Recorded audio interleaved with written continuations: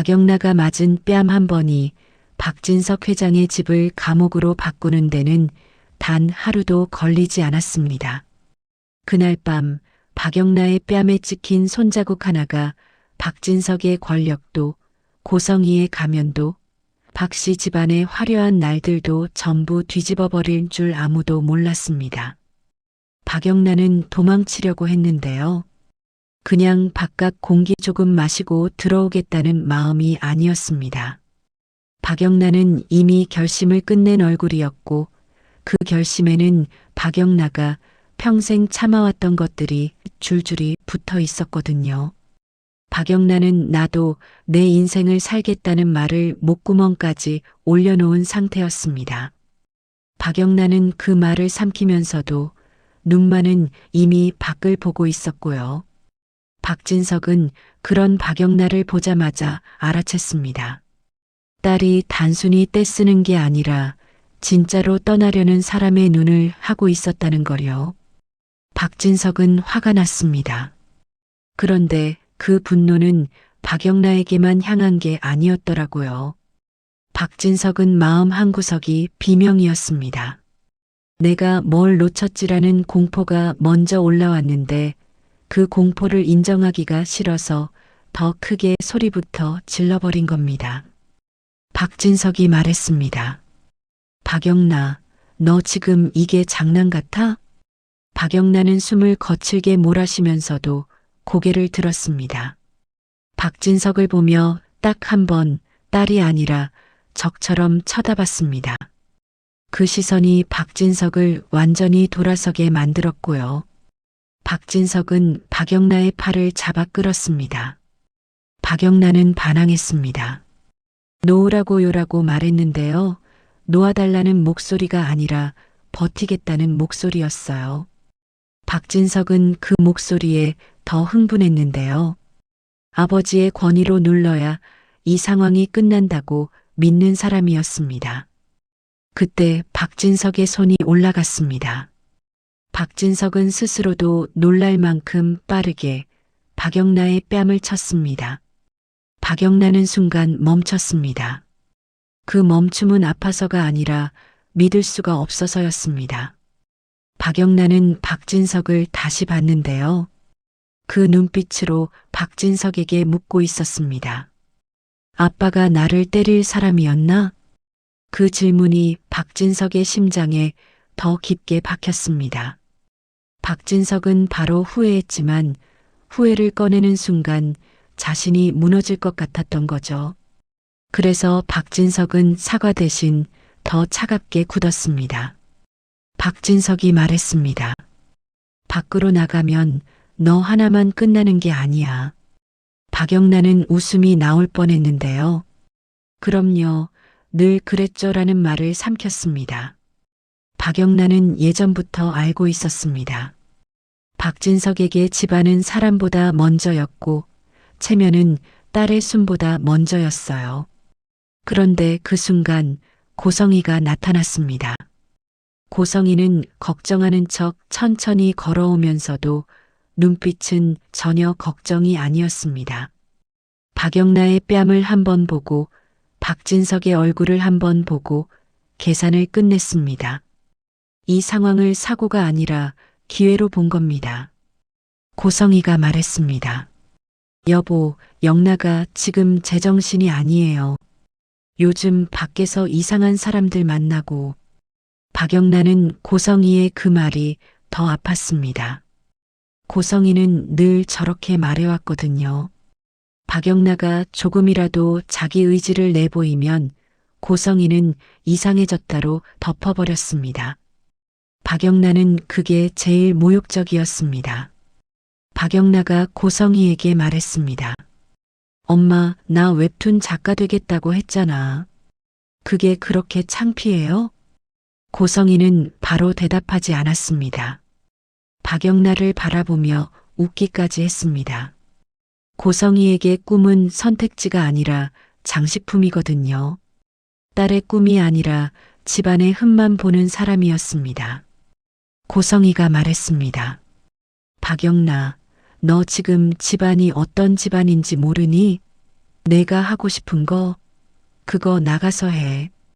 박영란은 그 말이 이상했습니다. 고성이는 늘 나가서 해라고 말해놓고 정작 나가려 하면 안 되로 목을 조이는 사람이었거든요. 박진석은 고성이의 말을 들으며 얼굴이 더 굳었습니다. 이미 회장실에서 박영라가 꽃 들고 와서 웹툰 작가 하겠다고 말한 날부터 심기가 뒤틀려 있었습니다. 박진석에게 박영라의 꿈은 꿈이 아니었습니다. 박영라의 꿈은 통제 밖으로 나가려는 신호였습니다. 박진석이 말했습니다. 박영라, 절대 안 돼. 박영라는 입술을 깨물었습니다. 절대라는 말이 나오면 그 집에서는 대화가 끝난다는 걸 박영란은 알고 있었습니다. 고성이는 그 타이밍을 놓치지 않았습니다. 조용히 박영란의 휴대폰을 손에서 빼앗았습니다. 고성이가 말했습니다. 너 지금부터 외출 금지야. 박영란은 웃음이 나왔습니다. 25살 성인인데 외출 금지라니요. 하지만 박영란은 알고 있었습니다. 이 집에서는 나이가 아무 의미가 없었습니다.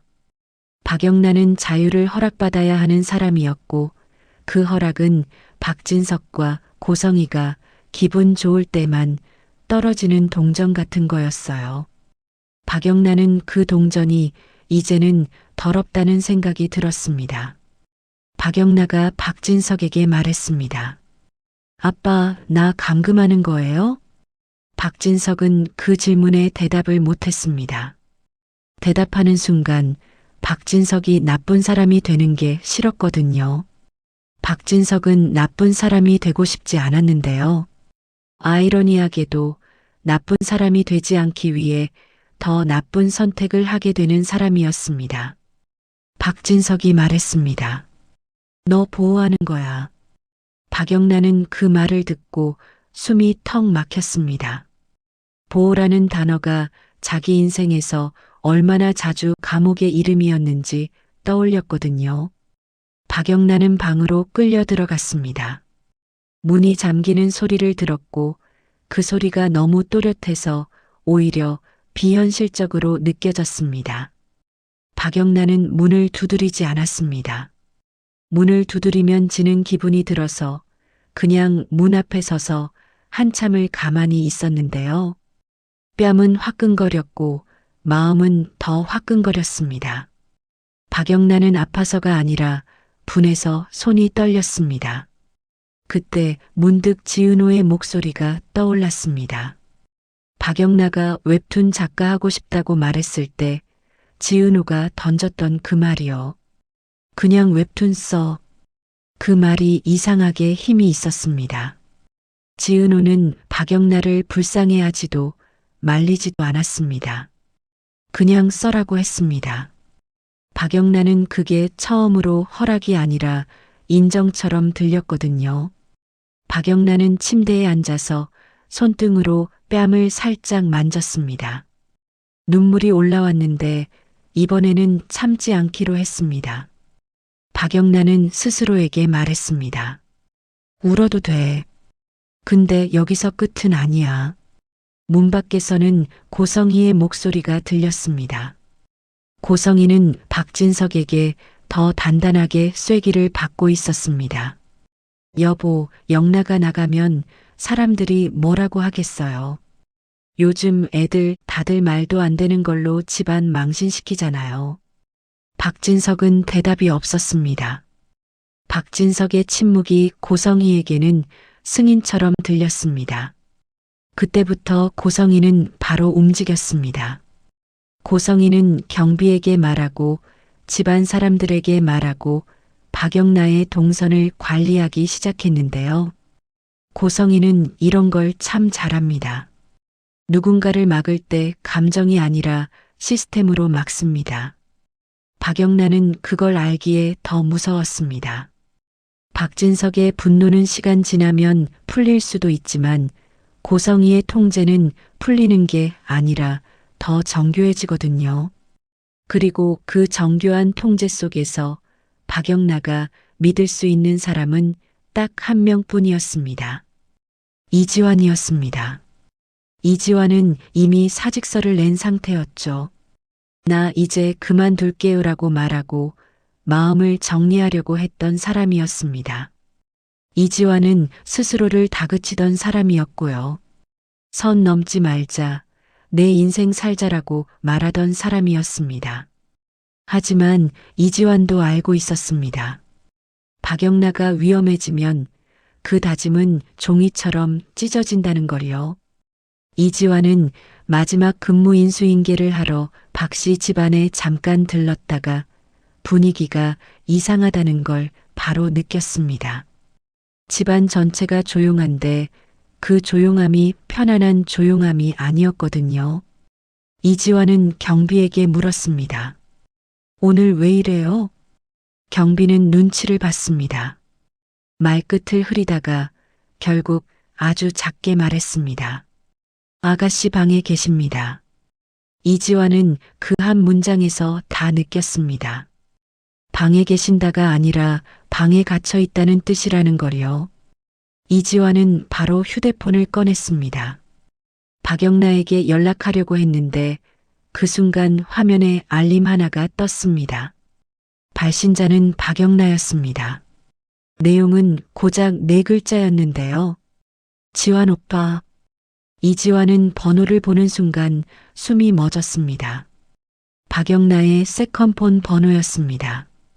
박영나가 세컨폰을 들고 있다는 걸 아는 사람은 사실상 이지환뿐이었고요. 그 세컨폰은 웹툰 관련 연락용이라 평소에 이 번호로 연락할 일이 거의 없었습니다. 그런데 지금 박영나가 그 번호로 연락을 한 겁니다. 그 자체가 비상사태였어요. 이지환은 답장을 쓰다가 멈췄습니다. 고성이라면 메시지도 보고 있을 수 있다는 생각이 갑자기 들었거든요. 답장을 지웠습니다. 주먹을 꽉 쥐었습니다. 자기가 사직서를 낸 사람이라는 게 처음으로 원망스러웠습니다. 이제 박영나를 지킬 명분이 점점 사라지고 있었으니까요. 그런데도 이지환의 마음은 더 또렷해졌습니다. 이지환은 속으로 말했습니다.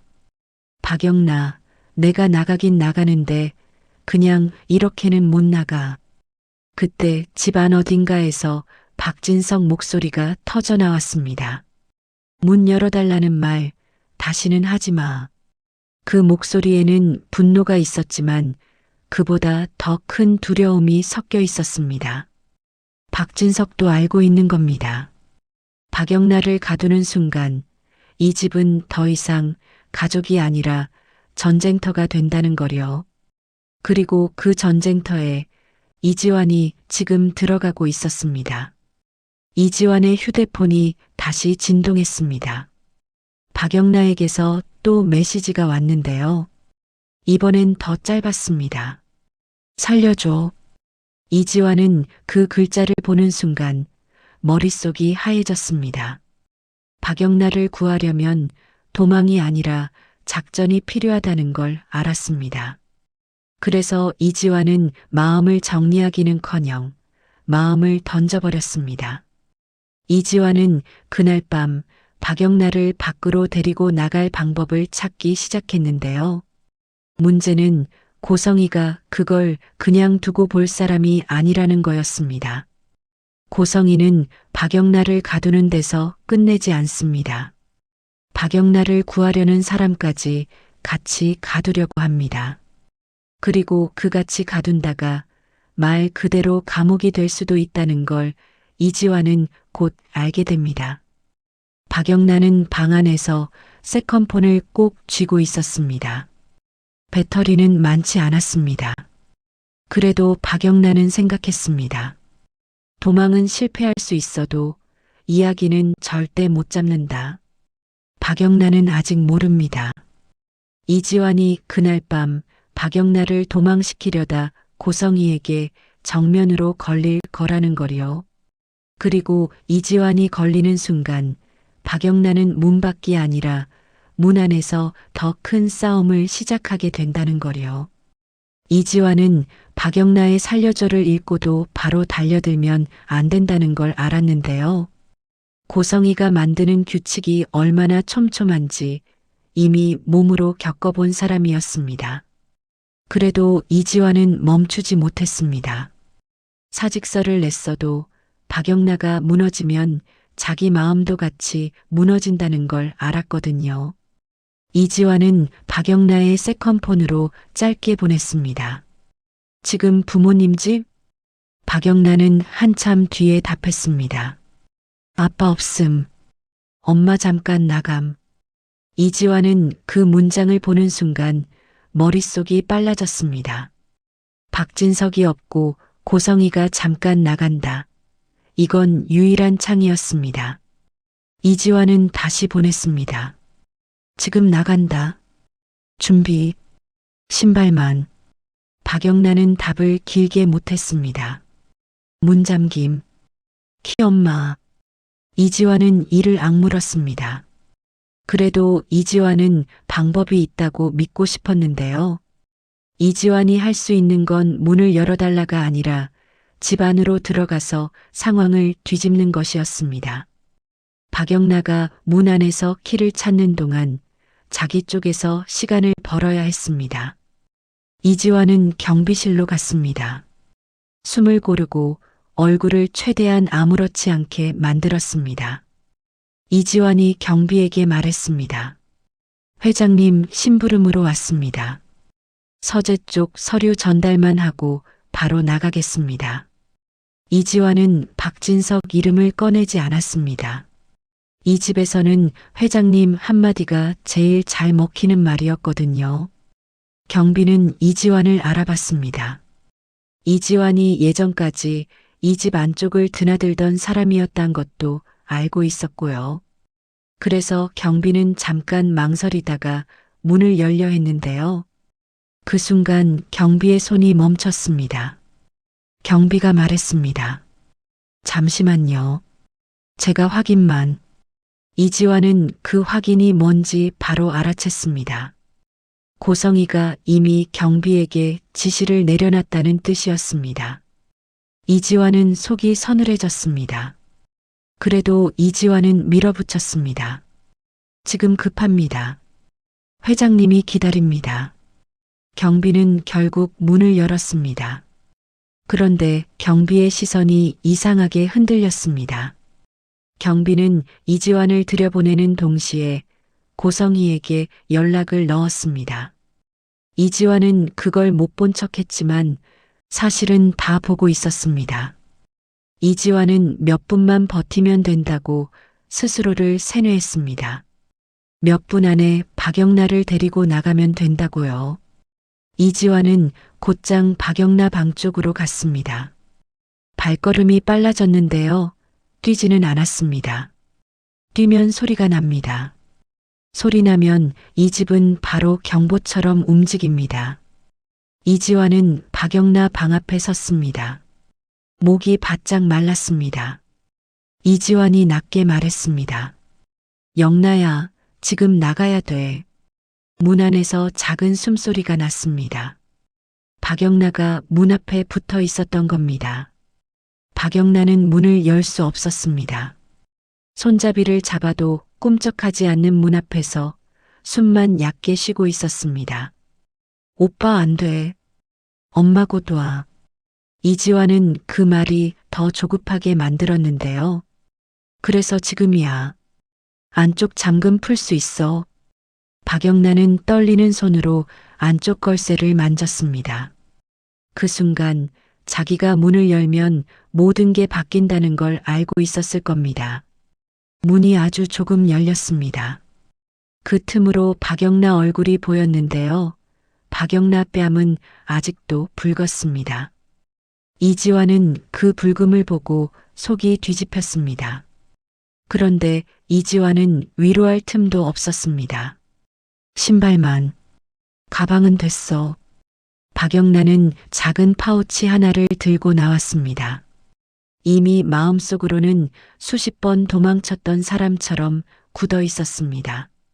둘은 복도를 걸었습니다. 조용히 너무 자연스럽게요. 이지환은 연문으로 빠질 생각이었습니다. 현관은 동선이 크고 눈이 많이 모이니까요. 그런데 연문에 닿기 직전 현관 쪽에서 문 여는 소리가 들렸습니다. 그 소리가 너무 또렷해서 이지환은 심장이 내려앉았을 겁니다. 이어지는 발소리도 빠르지 않았습니다. 빠르지 않은데 더 무서웠습니다. 고성이가 들어온 겁니다. 외출을 마치고 돌아온 사람이 아니라 연락을 받고 돌아온 사람이었습니다. 고성이 얼굴은 화가 난 얼굴이 아니었습니다. 예상한 장면을 확인하는 사람의 얼굴이었습니다. 고성이가 말했습니다. 이지환 씨. 이지환은 멈췄습니다. 박영나도 멈췄습니다. 박영나는 반사적으로 이지환 뒤로 숨었습니다. 그 행동이 박영나 마음을 그대로 보여줬는데요. 박영나는 지금 용기가 있어서 나온 게 아니었습니다. 마지막 끈을 잡고 나온 거였습니다. 고성이는 박영나를 먼저 보지 않았습니다. 이지환을 먼저 봤습니다. 고성이가 말했습니다. 경비가 연락 줬어요. 당신 온다고. 이지환은 그 말에 숨이 막혔습니다. 고성이는 이미 길목을 막아놓은 사람이었습니다. 이지환이 말했습니다. 사모님, 영나가 너무 위험해서요. 고성이는 웃었습니다. 위험한 건 영나가 아니라 당신이죠. 그 말이 뼈였습니다.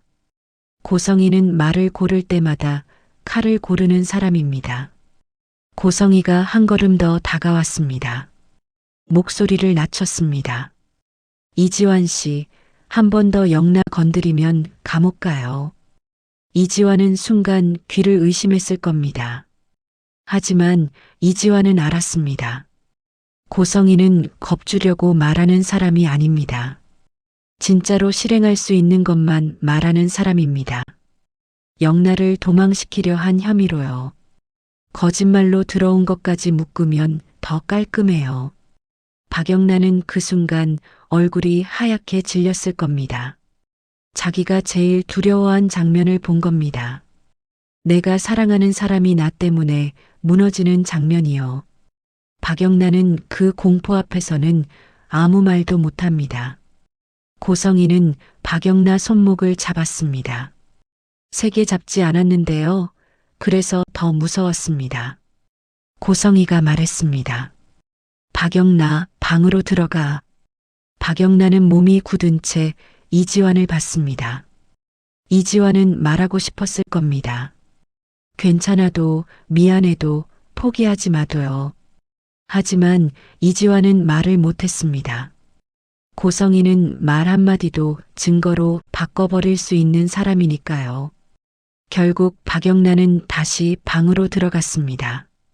문이 닫히고 열쇠가 돌아가는 소리가 2번 들렸습니다. 이지환은 복도에 남았습니다. 그때 처음으로 사직서가 아니라 무력감이 사람을 무너뜨린다는 걸 느꼈을 겁니다. 고성이는 이지환에게 다가와 마지막으로 못 박았습니다. 다음은 경찰이에요. 당신 인생 여기서 끝나요. 이지환은 고개를 숙였습니다. 굽히기 싫은데 박영나가 더 갇히는 게 더 싫었습니다. 이지환은 집 밖으로 밀려나듯 나왔습니다. 손이 떨렸습니다. 이지환은 분노가 치밀었는데요. 그 분노를 터뜨리면 박영나가 더 다친다는 걸 알아서 더 괴로웠습니다. 그날 이후 박영나는 꼼짝없이 갇혔습니다. 박진석은 보호라고 말할 겁니다. 고성이는 관리라고 생각할 겁니다. 박영나는 둘 다 감옥이라고 느꼈습니다. 감옥은 쇠창살보다 내 마음이 먼저 포기하게 만드는 공간이니까요. 박영나는 울었습니다. 울면서도 제일 먼저 세컨폰을 확인했습니다. 배터리는 많지 않았습니다. 그래도 박영나는 그 작은 숫자를 보며 이상하게 숨이 조금 트였을 겁니다. 박영나는 이지환에게 보냈습니다. 오빠 미안. 나 때문에. 이지환은 한참 뒤에 답했습니다.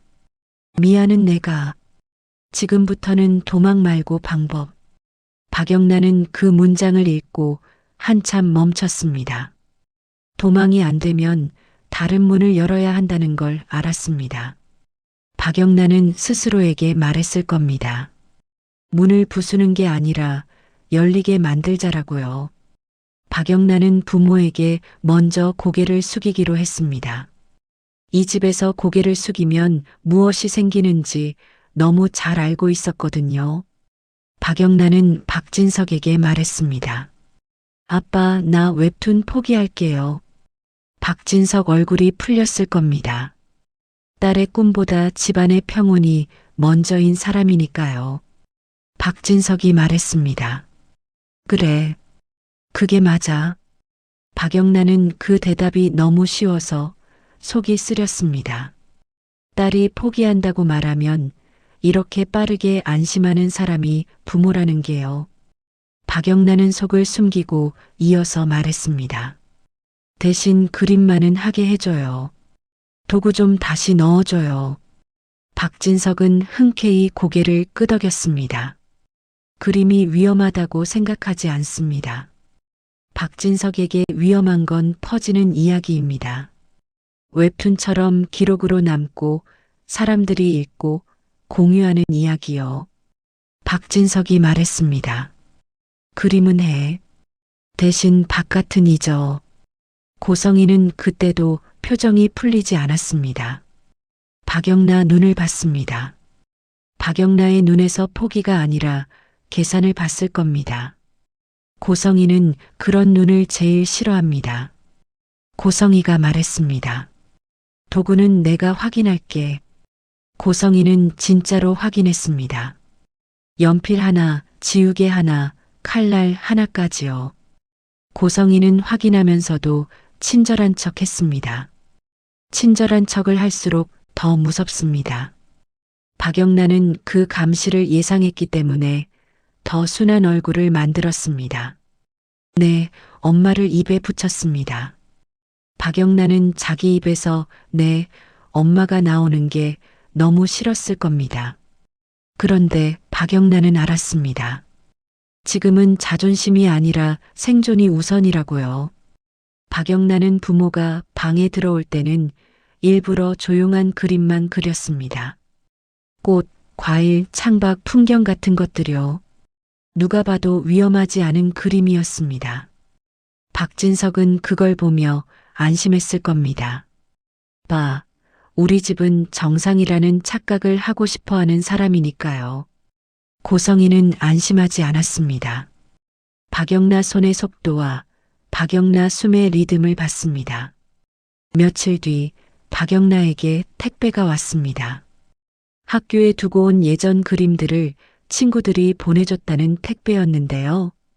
박영란은 그 택배를 보는 순간 속이 철렁 내려앉았습니다. 계획대로 온 건데도 계획대로 오면 더 무섭거든요. 고성이가 택배를 먼저 열었습니다. 내가 먼저 확인해 볼게. 박영란은 고개를 끄덕였습니다. 흔들리지 않는 척 했습니다. 그 택배 안에는 그림만 있지 않았습니다. 그림 뒷면 안쪽 구조에 아이패드가 들어 있었습니다. 박영란은 친구들과 약속을 해둔 상태였습니다. 그림이 두꺼운 판넬처럼 보이게 만들고 뒤쪽을 비워 아이패드를 숨기는 방식이었는데요. 고성이는 그림을 하나씩 들춰봤습니다. 겉면만 훑고 종이의 모서리만 만졌습니다. 그림이라는 개념을 얕봤습니다. 그림이 세상을 흔들 수 있다는 걸 고성이는 인정하고 싶지 않았으니까요. 박영란은 숨을 참았습니다. 고성의 손이 뒷면을 조금만 더 눌렀으면 끝이었습니다. 그런데 고성의 휴대폰이 울렸습니다. 통화를 받느라 확인을 대충 마무리했습니다. 박영란은 그 순간 속에서 불이 켜졌을 겁니다. 살았다가 아니라 열렸다였어요. 박영란은 그림 더미를 방 안쪽에 조용히 옮겼습니다. 그날 밤 부모가 완전히 자리를 비우는 시간을 기다렸습니다. 박진석은 일정이 많습니다. 고성이는 박진석을 따라 움직입니다. 둘이 동시에 비는 시간이 생겼습니다. 박영나에게는 그 시간이 유일한 숨구멍이었습니다. 박영나는 그림 뒷면을 열어서 아이패드를 꺼냈습니다. 손이 떨렸습니다. 무섭다는 감정이 먼저 올라왔는데요. 박영나는 그 무서움을 눌렀습니다.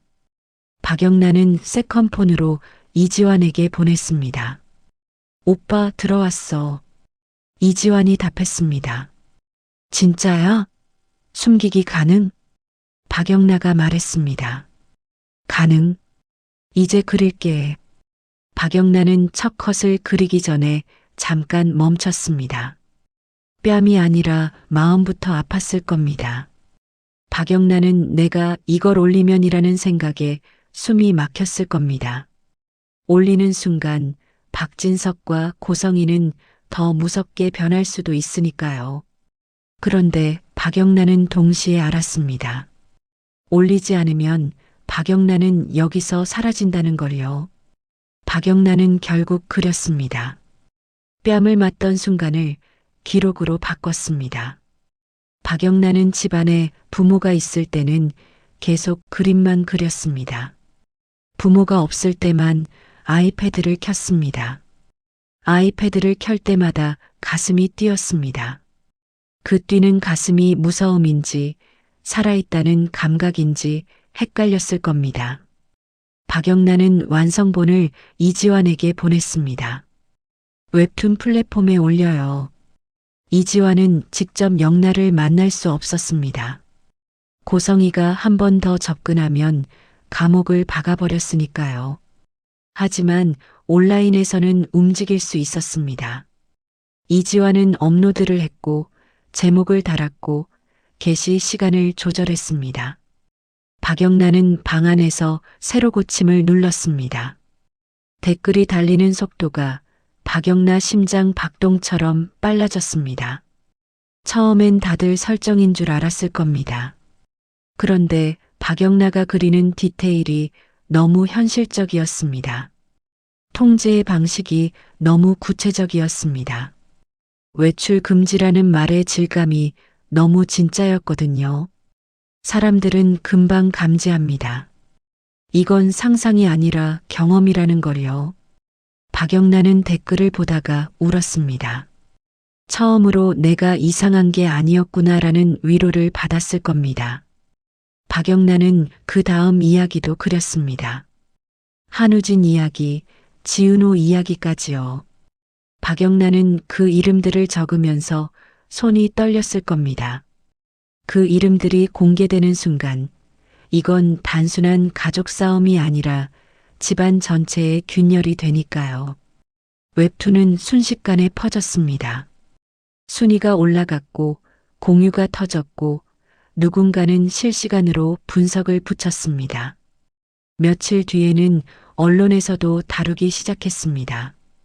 최신 인기 웹툰이라는 말이 붙었고요. 재벌가 실화 기반 아니냐는 기사도 나왔습니다. 박진석은 그 기사를 보는 순간 얼굴이 달아올랐을 겁니다. 고성이를 불렀습니다. 이게 뭐야? 영나 감시 제대로 하는 거 맞아? 고성이는 바로 부정했습니다. 여보, 영나는 방에만 있어요. PC도 없고 휴대폰도 없어요. 박진석은 더 화가 났습니다. 그럼 누가 그려? 누가 우리 집을 이렇게 알아?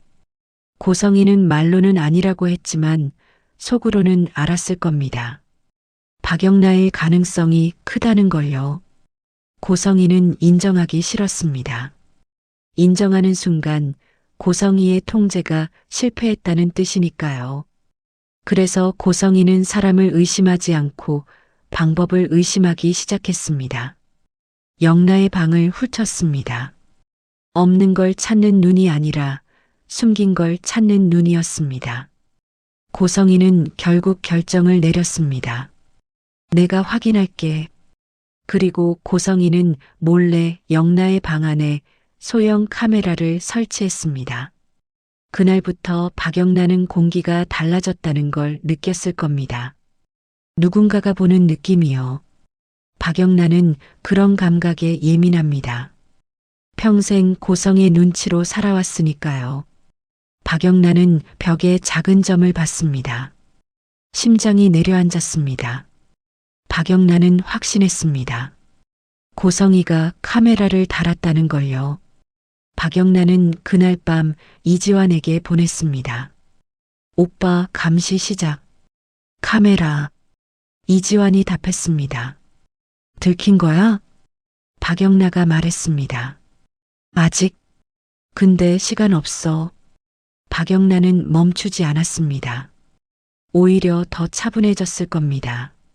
사람은 정말 끝에 몰리면 이상하게 차분해지거든요.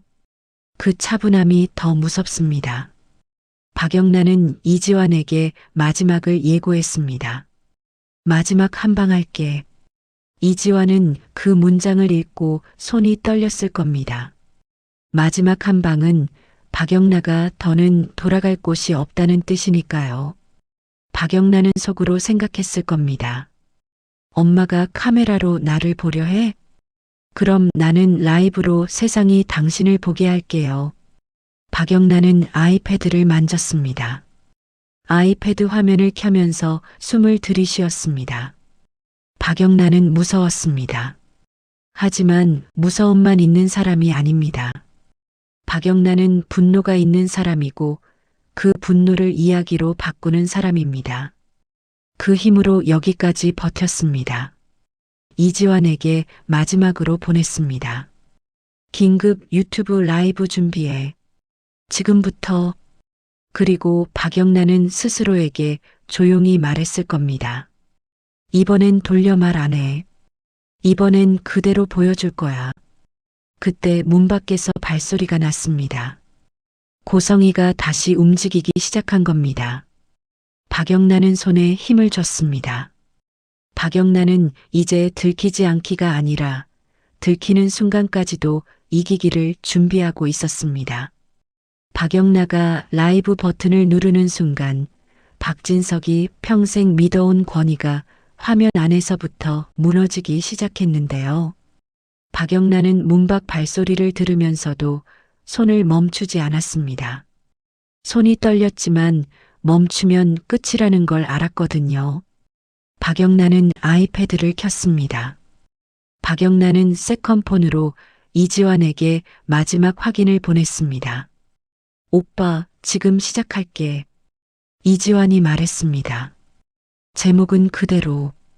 바로 켜. 사람 모이면 끊지 마. 박영란은 그 문장을 읽고 웃음이 나올 뻔했습니다. 웃기다는 뜻이 아니었습니다.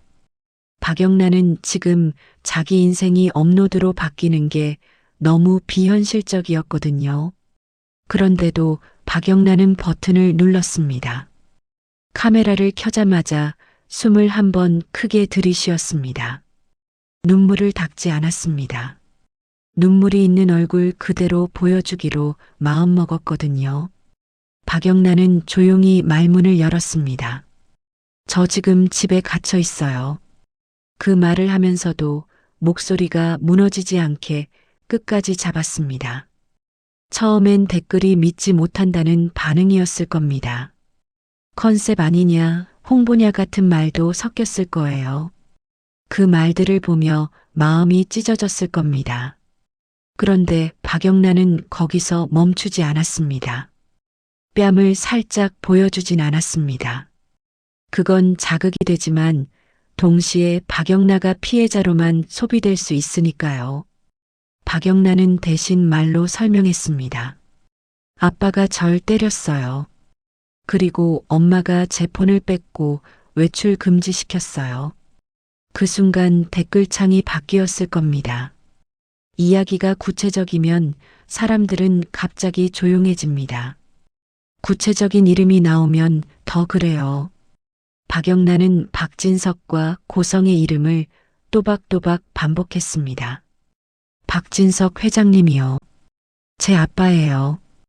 고성희 씨가 제 엄마예요. 그 문장들이 사람들 귀에 박혔을 겁니다. 그리고 그때부터 사람들은 웹툰과 현실이 연결됐다는 걸 알아차립니다. 제가 그린 웹툰, 그거 제가 겪은 얘기예요. 박영란은 그 말을 하면서 숨이 한 번 걸렸습니다. 부끄러움이 아니라 분노 때문에 숨이 걸렸을 겁니다. 자기 고통이 콘텐츠가 되어야만 세상이 믿는다는 현실이 너무 잔인했으니까요. 그때 문 밖에서 고성의 목소리가 들렸습니다. 박영라, 문 열어. 박영란은 그 말에 순간 몸이 굳었을 겁니다. 고성의 목소리는 늘 대화가 아니라 명령이었거든요. 하지만 박영란은 이번엔 달랐습니다. 라이브 화면을 보며 더 크게 숨을 들이쉬었습니다. 지금 엄마 고성이가 제 방 문을 열라고 해요. 박영란은 시청자들이 들을 수 있게 고성의 이름을 또 불렀습니다. 그게 박영란의 전략이었습니다. 이제부터는 숨기지 않고 이름을 공개하는 거요. 고성이는 문고리를 잡았을 겁니다. 손잡이가 안 돌아가자 목소리가 낮아졌을 겁니다. 당장 꺼.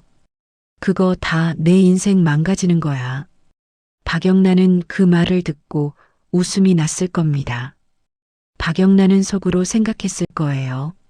내 인생은 이미 당신들이 망가뜨렸는데요 라고요. 박영란은 라이브에서 말했습니다. 엄마는 늘 이런 식이에요. 걱정하는 척하면서 제 선택을 막아요. 그 순간 고성이는 깨달았을 겁니다. 박영라가 이제 혼자 갇힌 딸이 아니라 사람들이 보고 있는 사람이 됐다는 거요. 고성이는 사람을 시켰습니다. 문 열어. 당장. 잠깐 뒤 문 밖에서 다른 발소리가 섞였을 겁니다. 박영란은 그 소리를 들으며 손이 더 차가워졌을 겁니다. 화면을 더 가까이 붙잡았습니다. 지금 강제로 들어오려고 해요. 그때 댓글창은 폭발했을 겁니다. 경찰 불러라, 위치 어디냐, 신고하겠다 같은 말이 쏟아졌겠죠. 박영란은 그 말들이 무섭기도 했을 겁니다. 하지만 박영란은 동시에 처음으로 혼자가 아니다라는 감각을 느꼈을 겁니다. 결국 문이 열렸습니다. 고성이가 들어왔고 고성이는 제일 먼저 아이패드를 봤을 겁니다. 그걸 어디서? 고성이는 끝까지 말을 못했을 거예요. 자기 통제가 뚫렸다는 사실이 말로 나오면 더 커지는 걸 아는 사람이니까요. 고성이는 아이패드를 빼앗으려 했습니다. 박영란은 소리를 질렀습니다. 하지 마요. 지금 다 보고 있어요. 고성이는 멈칫했습니다.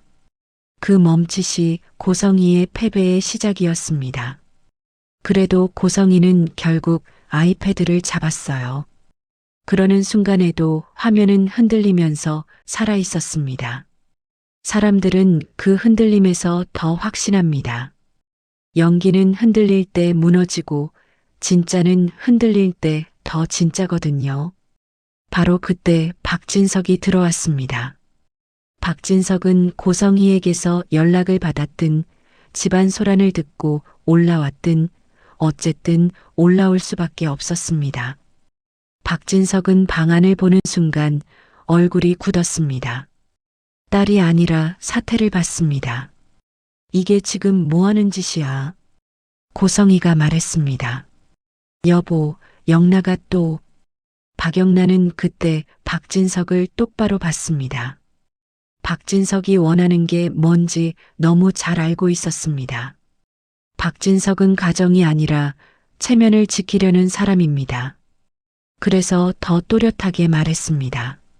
아빠, 나 여기서 나갈 거예요. 나 독립할 거예요. 박영란은 독립이라는 단어를 2번 생각했을 겁니다. 그 단어를 말하는 순간 다시는 돌아갈 수 없다는 걸 아니까요. 박진석은 그 단어에 더 크게 흔들렸을 겁니다. 독립은 딸의 성장 같은 게 아닙니다. 박진석에게 독립은 통제 이탈이고 권위 붕괴입니다. 그때 아래에서 소란이 커졌습니다. 사람들이 몰려왔다는 소리, 기자가 왔다는 소리, 경찰이 왔다는 소리 같은 것들이요. 고성이는 창문 밖 소리를 듣고 얼굴이 하얘졌습니다. 고성이는 여론이 집 앞까지 오는 걸 제일 싫어합니다. 여보, 이거 빨리 정리해야. 박진석은 그 말에 더 화가 났을 겁니다. 정리라는 말은 이미 들켰다는 뜻이니까요. 박진석이 말했습니다. 내가 감시 잘한다며. 그 한 문장이 고성이를 찔렀습니다. 고성이는 잠깐 멈췄습니다. 그 순간 깨달았을 거예요. 박진석은 결국 자기를 버릴 사람이라는 걸요. 고성이는 박영란을 눌러서 박진석을 지켜줬는데 박진석은 고성이를 지키지 않습니다. 그래서 고성이의 눈빛이 변했습니다. 고성이는 울지 않습니다. 고성이는 대신 결심합니다. 그 결심이 서면 더 무서워집니다. 박영란은 그 미세한 변화를 봤습니다. 엄마 고성이가 방어에서 공격으로 넘어가는 순간을 늘 봐왔으니까요. 결국 박진석은 선택을 해야 했습니다. 계속 박영란을 가두면 집이 무너집니다. 풀어주면 권위가 무너집니다. 박진석은 둘 중 하나를 골라야 했는데요. 박진석은 결국 덜 무너지는 쪽을 택했을 겁니다. 조건을 말해. 박영란은 그 한 문장에서 알았을 겁니다. 박진석이 처음으로 딸의 말을 듣는 척을 한다는 거요. 박영란가 말했습니다. 독립, 작업실, 그리고 엄마 고성이가 내 인생에 손대지 말 것. 박영란은 일부러 고성이 이름을 넣었을 겁니다. 박영란은 이 싸움이 박진석만의 싸움이 아니라는 걸 보여줘야 했거든요. 박진석은 이를 악물었습니다. 그리고 그 악문 입술은 그래도 할 수밖에 없다는 의미였을 거예요. 고성이는 그걸 보고 속으로 웃었습니다. 결국 당신은 체면 때문에 나를 버리겠지라고요. 그날 밤 박영란은 집 밖으로 나갈 수 있는 길을 얻습니다. 하지만 박영란은 아마 바로 나가진 않았습니다. 박영란은 나가기 전에 마지막으로 박진석과 고성이를 한 번 더 보겠죠. 박영란은 둘의 눈을 보며 확신했을 겁니다. 이건 끝이 아니라 시작이라는 걸요. 그리고 바로 그 다음 더 큰 불씨가 터집니다. 박진석이 고성이에게 따져 묻습니다. 웹툰에 나온 지은호 얘기, 한우진 얘기, 그게 사실이야? 고성이는 그 질문을 듣는 순간 숨이 아주 잠깐 멈췄습니다. 고성이는 박영란 웹툰이 강금 폭로에서 끝나지 않는다는 걸 깨달았거든요. 그 웹툰은 박씨 집안의 비밀과 관계를 계속 꺼내겠죠. 박진석은 그걸 막으려고 고성이를 먼저 의심하기 시작합니다. 고성이는 그 의심을 보는 순간 마음속에서 선을 그었습니다. 그래, 이제는 내가 살자. 고성이는 박진석을 지키는 사람이 아니라 박진석을 무너뜨리는 사람이 되기로요. 고성이가 말했습니다. 여보, 당신은 지금 나를 신문해요? 내가 지금 웃고 있을 상황이야? 그때 고성이는 결정합니다. 박영란와 싸우는 게 아니라 박진석과 싸우는 쪽으로요. 그리고 그 선택이 박씨 집안의 진짜 전쟁을 시작하게 만들 겁니다. 박영란은 그걸 알면서도 멈추지 않을 겁니다. 이제 도망치지 않습니다. 이야기를 계속 올릴 겁니다. 박진석이 가장 두려워하는 사람들의 시선이 앞으로는 더 크게 박진석을 향할 테니까요. 고성이는 더 조용하게, 더 잔인하게 자기 판을 짤 테고요. 마지막으로 박영란은 세컨폰을 쥐고 이지환에게 문자를 보냈습니다. 오빠, 이제 시작이야. 진짜로. 이지환은 답했습니다. 그래. 이번엔 내가 이겼어. 그 문장 하나가 박영란을 살렸습니다. 그런데 박영란은 아직 모릅니다. 고성이가 박영란을 풀어준 대가로 박진석을 향해 어떤 폭탄을 준비하고 있는지요.